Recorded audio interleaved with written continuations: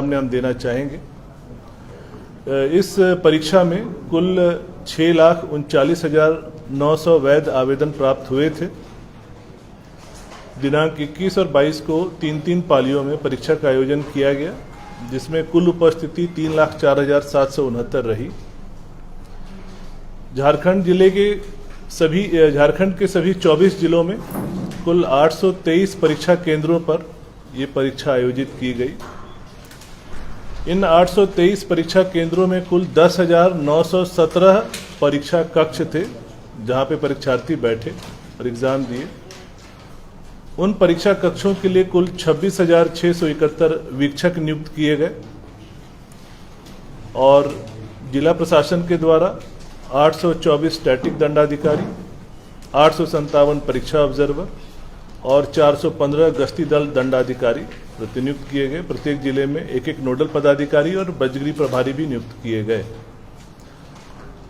पुरानी परीक्षाओं में जो समस्याएं आई थी उस सबको ध्यान में रखते हुए आयोग ने काफ़ी इस पर विचार किया, मंथन किया और एक एसओपी तैयार किया। ये एग्ज़ाम को कंडक्ट कराया गया। आप सभी को बता दें कि जो प्रश्न पत्र प्राप्त हुए थे, प्रश्न पत्र कई चरणों में सील किए गए थे। सबसे पहले प्रश्न पत्र जहां वो प्रिंट हुए वहीं पर उस पर एक पेपर सील लगा, जिससे कि प्रश्न पत्र को खोलने के पहले उस सील को तोड़ना है। फिर 12-12 प्रश्न पत्रों का गुच्छा बना करके, ग्रुप बना करके उसको एक टैंपर एविडेंट एनवेलप में सील किया गया। इसके पश्चात केंद्रवार, पालीवार उन सभी एनवेलप्स को एक मेटल ट्रंक में रख करके डबल लॉक में सील किया गया। उन दोनों लॉक को फिर पुनः सील किया गया। उसके पश्चात उसके ऊपर एक टेप से पुनः सीलिंग की गई और सभी ट्रंक की जो चाबियां हैं वो एक अलग अलग एनवेलप में सील करके एक अलग की ट्रंक में रखी गई, जिसकी नंबर लॉक बेस्ड की थी। ये सभी ट्रंक जो ये प्रश्न पत्र थे, ये सभी सील्ड कंटेनर्स में प्रत्येक जिला के स्ट्रांग रूम में मंगवाए गए थे और उन सभी के ऊपर जीपीएस लॉक लगा हुआ था कि अगर वो कंटेनर कहीं भी खुलेगा तो कहाँ खुला, कब खुला, उसकी पूरी जानकारी एजेंसी को मिल जाएगी और बाद में जब भी आयोग चाहे वो उसे प्राप्त कर सकता है। जैसे ही ये ट्रंक जो है स्ट्रांग रूम में प्राप्त हुए, वहां पर पहले से स्ट्रांग रूम रेडी थे। सभी जगह लाइव सीसीटीवी कैमरा लगाए गए थे और प्रत्येक स्ट्रांग रूम के लिए एक स्ट्रांग रूम दंडाधिकारी नियुक्त किया गया था जिला के द्वारा।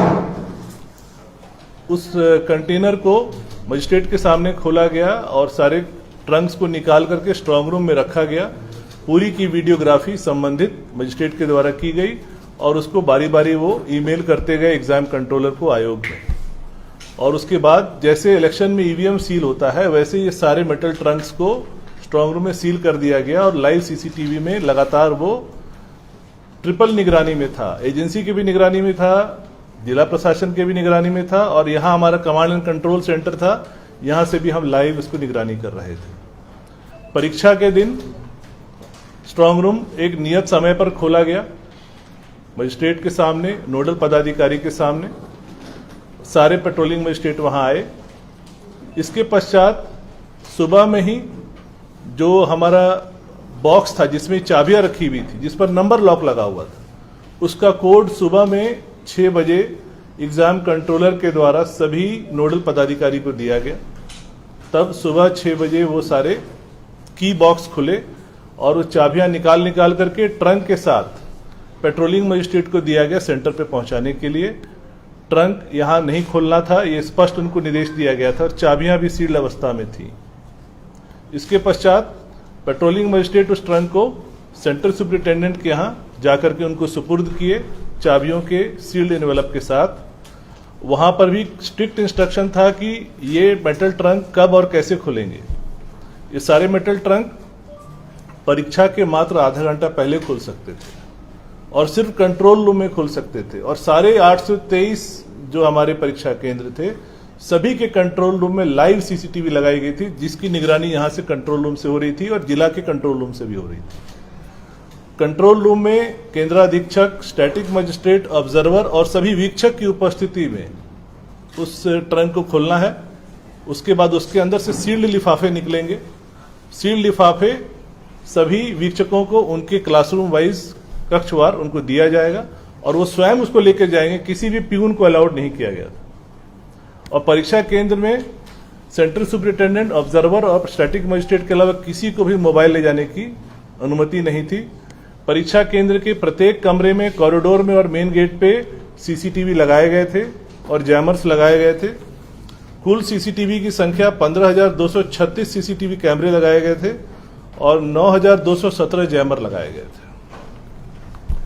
इसके पश्चात वीक्षक जब वो sealed envelope, tamper evident sealed envelope अपने कक्ष में ले जाते हैं, वहां पर 5 उम्मीदवारों की उपस्थिति में उनसे साइन करा के उनके सामने वो इन्वेलप खोला जाएगा और उसके बाद वो प्रश्न पत्र वहां पर एक सीरीज है, क्रम है, उसके अनुसार उसको बांटा जाएगा। ये उनको निर्देश था, उसके अनुसार ये कार्य किए। इसके पश्चात परीक्षा समाप्त होने के बाद उसको निर्देश दिया गया था कि वापस वो कंट्रोल रूम में लाएंगे। कंट्रोल रूम में पुनः वो इन्वेलप में सील होगा और वो पुनः फिर एक ट्रंक में वापस सील हो जाएगा और वो सील्ड ट्रंक की अवस्था में वो आयोग में कल और परसों प्राप्त कर लिया गया है। और वो सारे सील्ड ट्रंक जिसमें कि कैंडिडेट्स के अटेंडेंस शीट और ओएमआर जिसमें उन्होंने अपने उत्तर को भरा है, वो अब हमारे पास प्राप्त हो चुका है। कल से उसको स्कैनर लगा करके हम लोग सीसीटीवी की निगरानी में और मजिस्ट्रेट की निगरानी में उसका इवैल्यूएशन की कार्रवाई शुरू करेंगे। ये थी परीक्षा के बारे में एक ब्रीफ। इसके अतिरिक्त बता दें कि परीक्षा का जो चैलेंज आपसे समझ सकते हैं कि 6,39,900 वैध कैंडिडेट थे। तो प्रश्न पत्र जो छपे हैं उसकी संख्या का आप अनुमान लगा सकते हैं, गुना 3, क्योंकि 3 पालियों में प्रश्न पत्र दिए गए थे। कुल 20 लाख प्रश्न पत्र छपे थे और प्रत्येक प्रश्न पत्र में 10 पन्ने थे। कुल 2 करोड़ पन्नों की छपाई हुई थी और ये पूरा सिक्योरिटी प्रेस में एक सीमित अवधि में किया गया है। और कहाँ हुआ, किसने किया, ये पूरा सीक्रेट। इसके अतिरिक्त कुछ भ्रांतियां हैं जो बच्चों के द्वारा आयोग के समक्ष लाई गई। जैसे एक शिकायत आई, कुछ बच्चों ने कहा कि जो ओएमआर में जो एक सीरियल नंबर प्रिंट होता है और क्वेश्चन बुकलेट में एक सीरियल नंबर प्रिंट होता है, वो मैच नहीं कर रहा है, इसलिए उन्हें शंका था कि कुछ गड़बड़ी है, वो एग्जाम नहीं देना चाहते हैं।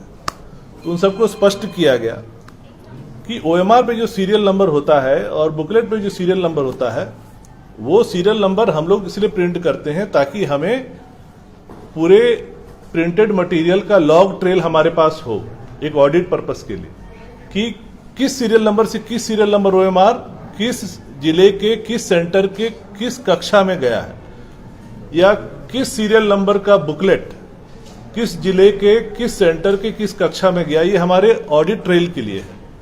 पर इन दोनों का मिलान होने का कोई ऐसी आवश्यकता नहीं, उससे उनके इवैल्यूएशन पे कोई फर्क नहीं पड़ता है। ये हमारी जानकारी के लिए, हमारे इंटेलिजेंस के लिए कि कल को कोई कदाचार होगा तो हम अपने लॉग ट्रेल से मिला लेंगे कि इसमें कोई गड़बड़ी हुई है। उसका आपस में मिलना कोई आवश्यक नहीं है, उसके लिए उनको कोई डरने और संदेह की बात नहीं है। उन्होंने अपने ओएमआर में जो रोल नंबर, जो बुकलेट संख्या, जो सीरीज डाली है, जो सब्जेक्ट कोड डाला है, उसी के अनुसार इवैल्यूएशन होगा। इसके पश्चात हमारे पास ये भी व्यवस्था है, अभी कुछ बच्चों के हमारे पास आवेदन आ रहे हैं कि हमने सीरियल नंबर जो है बी की जगह सी भर दिया गलती से, या हमने रोल नंबर भरने में एक बबल हमारा छूट गया, या सब्जेक्ट कोड हमने 01 की जगह 03 भर दिया, तो कृपया इसका ध्यान रखें। तो ये मैं आप सबको आश्वस्त करना चाहता हूं, उन बच्चों को आश्वस्त करना चाहता हूं कि इस बार जब हम लोगों ने प्रिंटिंग कराई, प्रत्येक प्रश्न पत्र की डिजिटल कोडिंग की गई है। ये पहली बार आयोग में हुआ है। हर प्रश्न पत्र पर एक क्यूआर कोड है। उस प्रश्न पत्र को हम ट्रेल कर सकते हैं कि ये किस सेंटर पे गया था और किस बच्चे ने लिखा है, और ये सारा डेटा हमारे पास है।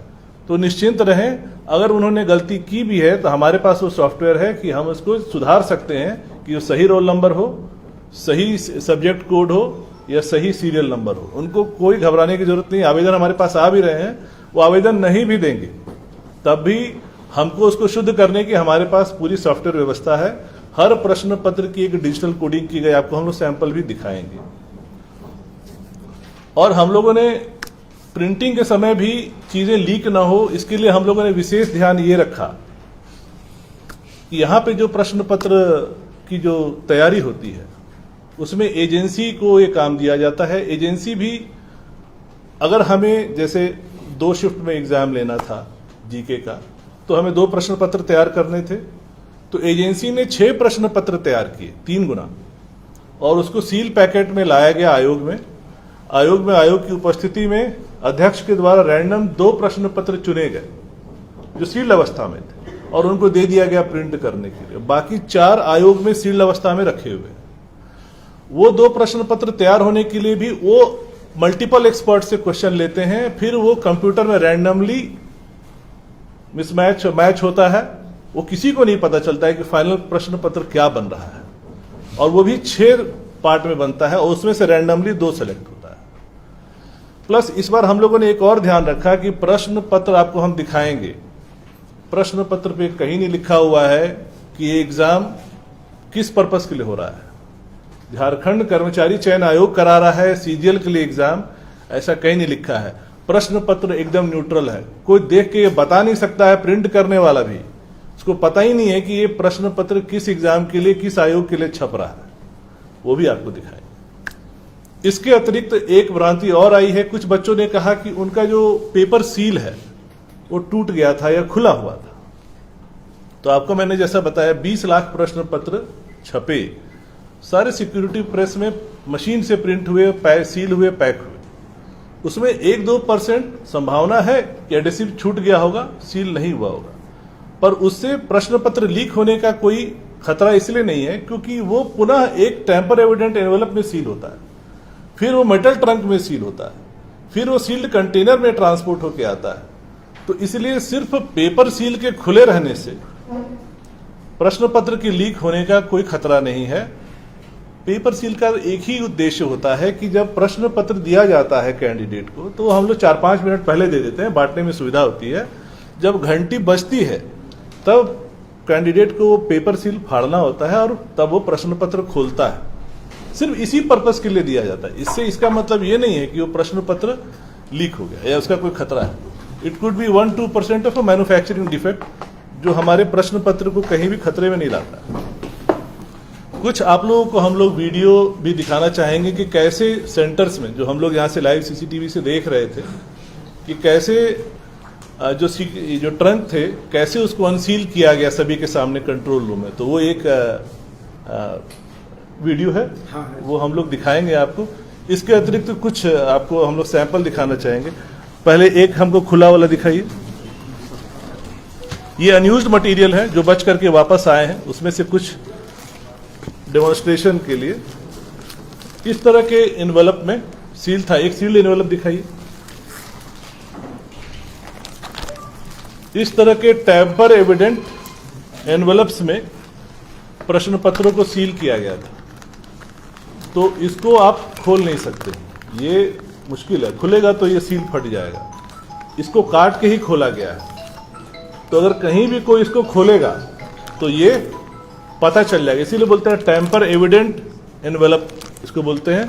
तो इसको जब खोला गया, इसको काट करके खोला गया। अब आपको दिखाते हैं एक प्रश्न पत्र। यही है वो पेपर सील जिसके बारे में लोग बात कर रहे हैं। ये एक छोटा सा पेपर सील होता है। इसका उद्देश्य होता है कि कैंडिडेट घंटी बजने के बाद इसको खोले, पर इसके ऊपर भी कई लेयर ऑफ सीलिंग है। यही है वो पेपर सील जिसकी इतनी चर्चा चल रही है। ठीक है, इसको खोलेंगे तब वो अंदर के प्रश्नों को पढ़ सकते हैं। इतना ही इसका पर्पस है। बाकी आप देख रहे हैं कि सारे टेम्पर एविडेंट एनवेलप्स में सील किए गए हैं, और किस तरह से चाबियों के लिए हम लोगों ने एक मेटल बॉक्स विथ ये सिस्टम किया था। इसके अंदर चाबियां सील्ड अवस्था में ऐसे एनवेलप्स में पैक की गई थी जिसको काट करके खोला गया था। और ये एक नंबर लॉक सिस्टम है। तो सुबह 6 बजे कोड दिया गया, तब वो खुला और ये चाबियां बटी। अब अनसीलिंग वाला वीडियो कहाँ दिखाएंगे इसको? उस तरफ है, ठीक।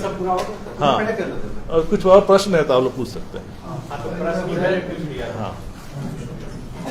स्टूडेंट कह रहे हैं कि सेंट्रल जेएसएससी के 2 साल के क्वेश्चन है, इसमें से मैथ और रीजनिंग के ज्यादातर सवाल मिले, 20 में से 16 मिलेंगे। आपका जो आयोग का जो एक्सप्रेशन ऑफ इंटरेस्ट है उसमें है कि अगर किसी भी परीक्षा से प्रश्न पत्र मिल जाते हैं तो वो पेपर कैंसिल हो जाएगा, और आयोग ने फर्स्ट ऐसा किया नहीं। देखिए, पहली बात है कि आप भी परीक्षार्थी रहे हैं और हम भी परीक्षार्थी रहे हैं। हमेशा ये संभावना रहती है कि इस साल के प्रश्न पत्र में पिछले सालों के कई प्रश्न पत्र आएंगे। हमने 10th बोर्ड एग्जाम भी दिया है, जेई भी दिया है, यूपीएससी भी दिया है। क्योंकि क्वेश्चंस की संख्या सीमित है और कई एग्जाम्स होते हैं, तो लोग उन्हीं क्वेश्चनों को चलाते हैं। रैंडमली कभी भी रिपीट हो सकता है। और आपको जैसा मैंने बताया कि प्रश्न पत्र पूरी रैंडम व्यवस्था से किए गए। इत्तेफाक हो सकता है कुछ क्वेश्चन रिपीट हो गए हैं, पर इससे क्या लीक होने का प्रमाण मिलता है? मेरा प्रश्न आपसे ये है। नहीं, मेरा जवाब ये है, क्या ये सेटिंग का एक प्रावधान नहीं हो सकता? तो ये तो आशंका है। आशंका पर तो हमको प्रमाण दीजिएगा तो हम जांच करेंगे, लेकिन रैंडमली रिपीट होने की संभावना रहती है। 32 मिल जाना ये तो रैंडम है। अगर 21 तारीख का प्रश्न पत्र देखिए, वो भी रैंडमली सेलेक्ट किया गया, उसमें नहीं मिला। हमारे पास 4 प्रश्न पत्र सील अवस्था में और है, उनको देखेंगे, हो सकता है नहीं मिलेगा। तो रैंडमली सेलेक्ट किया गया है। कोई रिपीट हो सकता है, कोई रिपीट नहीं हो सकता। सर, जब हमने ग्राउंड रिपोर्टिंग करी तो स्टेशन पे जब बच्चे से हमने बात किया तो उसने कहा कि एग्जाम में दाखिल होने के ठीक पहले यानी 6:43 पे उसके पास मैसेज आता है और कहता है कि क्वेश्चन नंबर फलाना फलाना कि अगर आंसर ये होगा, 3 क्वेश्चन लगातार उसने एविडेंस में दिखाया कि अगर इस तरह के होंगे और अगर टैली होता है तो क्वेश्चन सेटिंग हो चुकी है, कुछ न कुछ भीतर से कुछ न कुछ। तो हमें प्रमाण दिया जाए, हम लोग जांच करने के लिए तैयार है। हमारे पास कोई प्रमाण लेकर के आएगा, निश्चित रूप से आयोग इसकी जांच करेगा। बापू वाटिका में प्रेस कॉन्फ्रेंस बुलाई गई थी, वहाँ पे सबूत उन लोगों ने रखे, उन छात्रों ने रखे। नहीं तो आयोग के समक्ष लाए ना, हम तो स्वागत करते हैं। कई छात्रों ने ये भी आरोप लगाया कि उनके बगल में जो छात्र बैठे थे वो आंसर शीट ब्लैंक बिल्कुल छोड़ के आए। तो उसका उपाय ये है कि अगर कोई ओएमआर ब्लैंक छोड़ रहा है तो उसका उपाय यही होगा कि जब यहाँ इवैल्यूएशन होगा तो कोई उसका व्यक्ति जो है जाकर के ओएमआर को ब्लैक कर देगा। ये हो सकता है। अभी तो पूरा सील्ड एनवेलप और ट्रंक में आया हुआ है, सब यहीं पे रखा हुआ है, सब सील्ड है। तो आपको ये बता दें कि जो हमारी स्कैनिंग होगी, स्कैनिंग के लिए सीसीटीवी कैमरे लगाए गए हैं। एजेंसी तो जो करेगी ही करेगी, हमारा एक एक मजिस्ट्रेट हर स्कैनर पे रहेगा और वो एक पर्टिकुलर कमरे में होगा जिसके बाहर हमारे सिक्योरिटी गार्ड ये चेक करेंगे कि कोई भी व्यक्ति मोबाइल या कलम या पेंसिल अंदर लेके नहीं जा रहा है। उसको रैदर हम लोग अलाउ करें कि वो टी शर्ट पहन के आएगा, कोई पॉकेट नहीं होना चाहिए उसके पास और बिल्कुल खाली हाथ अंदर जाएगा। तो जब ये होगा तो अगर किसी ने ओएमआर छोड़ा भी है उस उम्मीद पर कि शायद कहीं सेटिंग होगी तो उसका ओएमआर खाली ही रह जाएगा। क्वेश्चन पेपर अगर सील्ड नहीं रहता है तो अभ्यर्थी जो आरोप लगा रहे हैं उनका क्वेश्चन पेपर सील नहीं था, तो ये भी तो एक खतरा है पेपर लीक अगर हो। वही तो मैं आपको समझा रहे थे कि वो उसका सील होने का खतरा नहीं है, वो एक मैन्युफैक्चरिंग डिफेक्ट है। जब आप 20 लाख प्रश्न पत्र छाप रहे हैं तो 1-2% में हो सकता है कि एडेसिव ठीक से नहीं लगा हो, खुला रह गया हो, लेकिन उससे लीक होने का खतरा कैसे? वो तो हमारे सील्ड एनवेलप में है, सील्ड ट्रंक में है। इतनी सिक्योरिटी आप बता रहे हैं, उसके बाद भी इस तरह के आरोप आना, क्या सीजीएल के जो एग्जाम हुआ है उसके व्यवस्था पर भी सवाल खड़ा नहीं करता है? सर देखिए, आरोप लगाने वाले अगर कोई प्रमाण देंगे तो हम आरोप को गंभीरता से लेंगे, अगर प्रमाण नहीं देंगे तो हम समझेंगे कि षड्यंत्र है। तो इशू ये है कि क्लैरिटी हमको प्रमाण के साथ आइए, बिल्कुल हम लोग जांच के लिए तैयार। अगर होगा गलत तो आयोग ही सबसे पहले उसको रद्द करेगा, पहले भी आयोग नहीं रद्द किया है। यही तो सवाल जो बच्चे उठा रहे हैं कि ओएमआर शीट खाली रह गया, सील टूटा हुआ मिला। ओएमआर शीट खाली रह गया, उसका जवाब हमने आपको दे दिया। सील टूटा हुआ, उसका भी आपको हमने जवाब दे दिया। आप संतुष्ट हुए जवाब से? प्रशांत जी, 28 जनवरी को ये परीक्षा हुई थी, 28 जनवरी को उसी तरह के एलिगेशन लगे, आयोग ने तुरंत संज्ञान लिया, तुरंत आप लोगों ने डिसीजन लिया, तुरंत एफआईआर हुआ, फिर आप लोगों ने पूरे एग्जामिनेशन को रद्द करने की दिशा में बिल्कुल उसका प्रमाण मिले हमें। उसी डायरेक्शन में बढ़ने के फिर कुछ गुंजाइश बनती हुई नजर अभी तक तो हमारे पास ऐसे कोई पुख्ता प्रमाण नहीं मिले हैं, कोई सामने नहीं आया है जिसके आधार पर हम ये निर्णय ले सकते। सर, भविष्य में जैसे छात्र लेकर के आते हैं प्रमाण, क्योंकि जिस तरह से कल उन्होंने सबूत प्रस्तुत किए थे, दिखा रहे थे वो मीडिया को प्रेस कॉन्फ्रेंस में अपने, अगर वो आते हैं तो उसका स्वागत, उनका स्वागत बिल्कुल उनका स्वागत है और हम लोग एकदम जांच करेंगे। हम लोग देखिए, आयोग का ध्येय क्या है कि जो बच्चा मेरिटोरियस है, जो मेहनत किया है, उसको उसका फल मिलना चाहिए। और इसीलिए हम लोगों ने पूरी कोशिश की है, इतना मेहनत किया, कम से कम समय में एग्जाम एजेंसी को प्रश्न पत्र देने और एग्जाम कंडक्ट कराने में भी हम लोगों ने कम से कम अवधि रखी, ताकि संभावनाओं को भी कितना हद तक हम कम कर सके। हर तरफ से हम लोगों ने कोशिश किया कि कहीं लीक ना हो, लेकिन इसके बावजूद भी अगर कोई लीक का प्रमाण लेके आता है और जांच में वो सही पाया जाता है तो निश्चित रूप से हम लोग अग्रतर कार्रवाई करेंगे उस पर। अच्छा, परीक्षा के दौरान इंटरनेट सेवा बाधित रही, आसानी हुआ परीक्षा लेने में आप लोगों को, कुछ फायदा आप लोगों को नजर आया? देखिए, इंटरनेट के विषय जो है अभी चूंकि हाईकोर्ट में सब जुडिस है, तो इस पर मेरा कोई भी कमेंट करना अभी उचित नहीं होगा। लेकिन आपको ये जरूर बता दें कि हाल ही में 15 सितंबर को आसाम में भी तृतीय वर्ग की परीक्षा हुई थी और वहां आसाम गवर्नमेंट ने भी मोबाइल इंटरनेट बंद किया और उनको इसका फायदा मिला। इसीलिए हम लोगों ने ये प्रयास किया। इसके आगे हम कुछ नहीं बोलेंगे क्योंकि मामला सब जुडिस है। कथित तौर पर पेपर लीक की बात है, तब तक क्या इवैल्यूएशन को होल्ड में रखेंगे या आपका प्रोसेस कंटिन्यू करेगा? देखिए, कथित तौर पे नहीं, अगर हमारे पास कोई पुख्ता सबूत लेके आएगा और जांच में हमें लगेगा कि प्राइमा फेसी कोई इशू है, तब निश्चित रूप से हम होल्ड पे रखेंगे। लेकिन आशंकाओं, अनुमान के आधार पर कोई निर्णय नहीं हो सकता है। स्टूडेंट सर, किस एजेंसी के द्वारा एग्जाम जो करवाए जा रहे हैं, किस एजेंसी के द्वारा करवाए? ये गोपनीय है, इसको नहीं बताया। उसी एजेंसी से हो रहा है?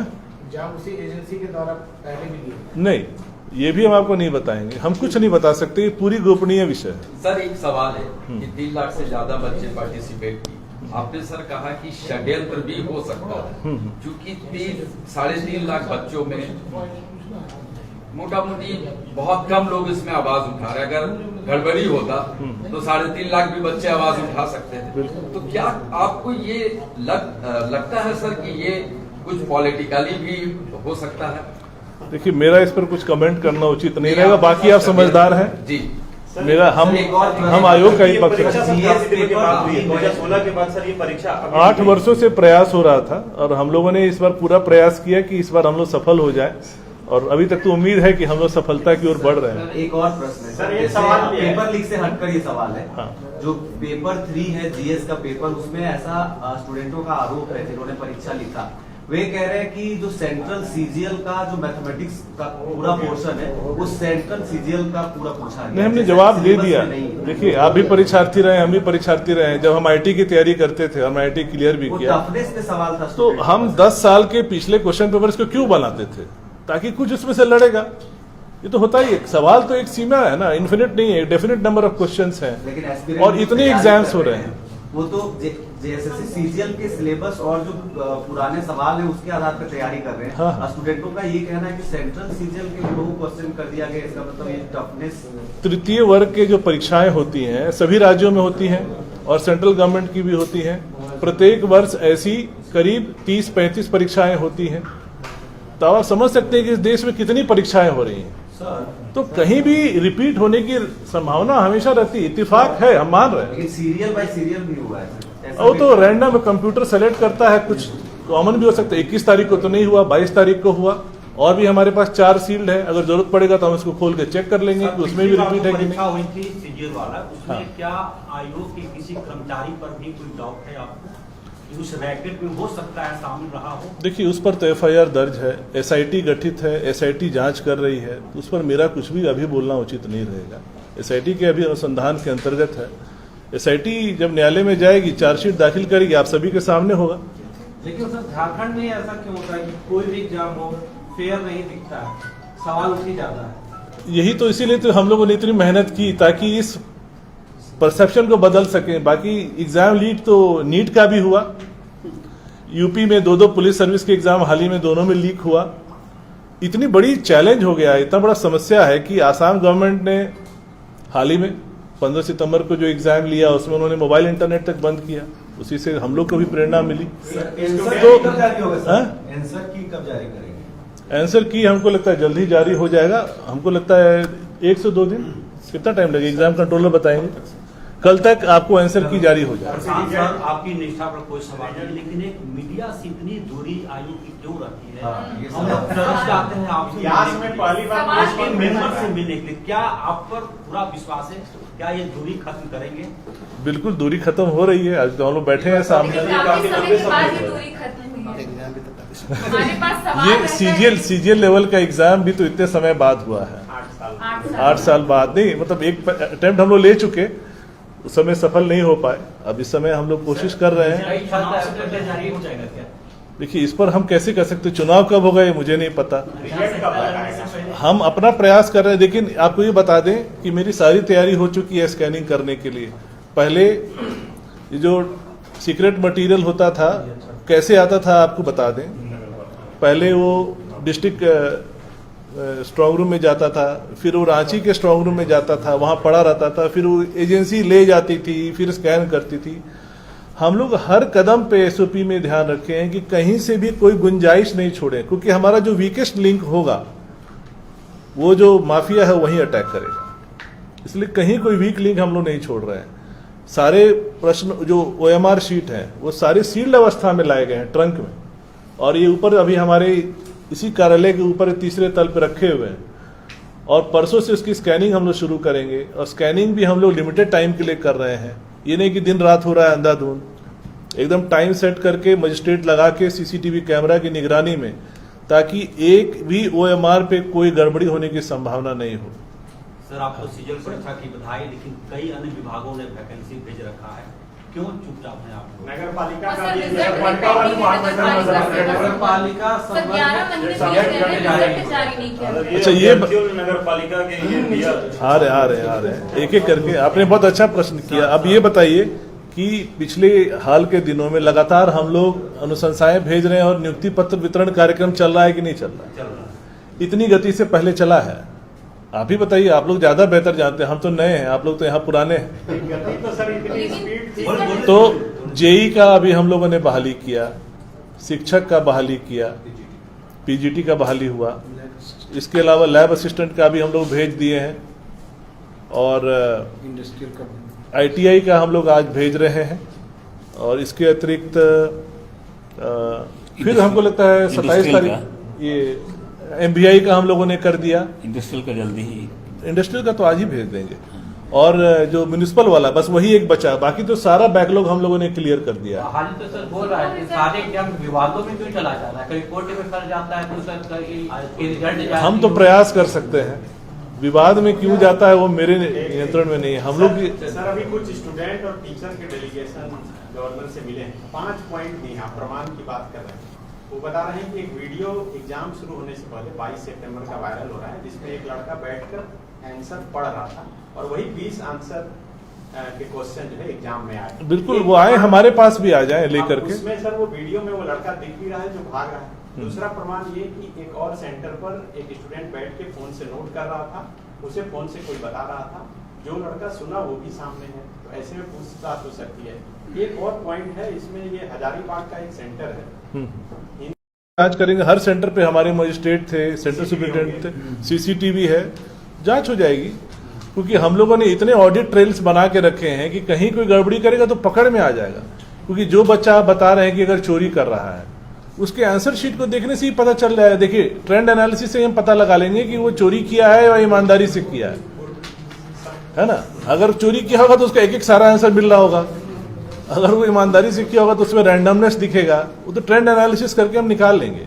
आप हमको एग्जैक्ट उस बच्चे का जिस पर आरोप है उसका रोल नंबर दीजिए, हम लोग जांच कर लेंगे। सर अभी तक किसी भी अभ्यर्थी का कंप्लेन यहाँ पर नहीं आया है। अभी तक हमारे पास जो भी माहौल बनाया जा रहा है, राज्यपाल से भी मिल रहे हैं अभ्यर्थी, लेकिन आयोग के समक्ष नहीं आई। बिल्कुल, अभी तक सवाल है कि आप प्रेस कॉन्फ्रेंस बुला रहे हैं, हाँ। लेकिन अभी तक जो अभ्यर्थी इतने बड़े मात्रा में, वो भी हिम्मत नहीं कर पा रहे यहाँ तक आने की, इतने सबूत के साथ आ जाए। जी जी ठीक है। अभ्यर्थी तो हमारे यहाँ आते रहते हैं, जैसे आज भी नगर पालिका सेवा वाले बच्चे आए थे कि हमारा एग्जाम जल्दी रिजल्ट निकाल दीजिए, तो हम लोगों ने आश्वस्त किए हैं कि एकदम एडवांस चरण में है, जल्दी ही अब उनका भी रिजल्ट निकलेगा। क्योंकि हमारे पास मानव संसाधन सीमित है, इतने सारे एग्जाम्स है, तो एक एक करके ही हम उसको निकाल सकते हैं।